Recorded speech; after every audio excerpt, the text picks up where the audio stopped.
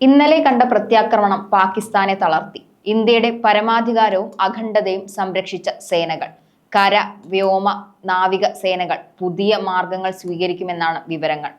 നിലവിൽ ഉറിയിലും രജൌരിയിലും പൂഞ്ചിലും നൌഷേരയിലും ഇന്നും പാക് അധിനിവേശം നിന്നിട്ടില്ല.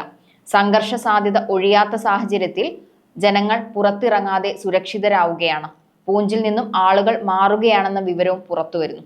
പഞ്ചാബ് മുഖ്യമന്ത്രി അടിയന്തര യോഗം വിളിച്ചു എന്ന വാർത്തയാണ് കുറച്ചു മുൻപ് പുറത്തു വന്നത്. അമൃത്സറിൽ എയർ സൈറൺ മുഴങ്ങി എന്നതും പഞ്ചാബിന് വലിയ ഭീഷണിയുണ്ടെന്ന് വ്യക്തമാക്കുന്നു. ഡ്രോൺ ആക്രമണത്തെ നമ്മുടെ സുദർശന ചക്ര തകർക്കുകയാണ് ഇപ്പോഴും അതിർത്തിയിൽ.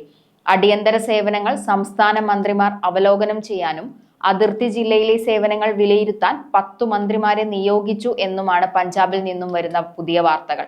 കൂടാതെ പഞ്ചാബിലെ ഹോഷിയാർപൂരിൽ കൃഷിയിടത്ത് നിന്നും പാക് തൊടുത്തുവിട്ട ചൈനീസ് മിസൈൽ കണ്ടെടുത്തിട്ടുണ്ട്. ചാണ്ഡിഗഡിലും എയർ സൈറൺ മുഴങ്ങിയത് ആക്രമണവുമായി ബന്ധപ്പെട്ട സന്ദേശം ലഭിച്ച അടിസ്ഥാനത്തിലാണെന്നാണ് വിവരം. എയർ സൈറൺ മുഴങ്ങിയാൽ വീടുകളിൽ സുരക്ഷിതരാവുകയും രാത്രിയിൽ ഇരുട്ടിൽ സുരക്ഷിതരാവുകയുമാണ് വേണ്ടതെന്നും നിർദ്ദേശമുണ്ട്. പാകിസ്ഥാന്റെ നുഴഞ്ഞുകയറ്റം തുടരുകയാണെന്നും അവരെ പിടിച്ചുകെട്ടി ഇന്ത്യൻ സൈന്യം ശക്തി കാണിക്കുകയാണെന്നും വ്യക്തമാണ്. സാംബയിൽ നിന്നും ജയ്ഷെ ഭീകരരെ വധിച്ചിട്ടുണ്ടെന്ന് റിപ്പോർട്ട് വന്നിട്ടുണ്ട്. അട്ടാരിയിലും ജയ്സാൾമീരിലും ഡ്രോൺ ആക്രമണം തുടരുന്നുണ്ട്.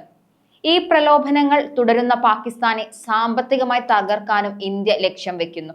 അതിനായി IMF സഹായങ്ങൾ പാകിസ്ഥാന് നൽകുന്നത് തടയാനും ഫിനാൻഷ്യൽ ആക്ഷൻ ടാസ്ക് ഫോഴ്സിന്റെ ഗ്രേ ലിസ്റ്റിൽ പാകിസ്ഥാനെ ഉൾപ്പെടുത്താനും ഇന്ത്യ ശ്രമിക്കുന്നുണ്ട്. കള്ളപ്പണം വെളുപ്പിക്കൽ, തീവ്രവാദ ധനസഹായം എന്നിവ നിരീക്ഷിക്കാനും അന്താരാഷ്ട്ര നാണയനിധി വായ്പ എടുക്കുന്നതിൽ പാകിസ്ഥാന്റെ ആവശ്യവും ഇന്ന് ചേരുന്ന IMF യോഗം പരിശോധിക്കും.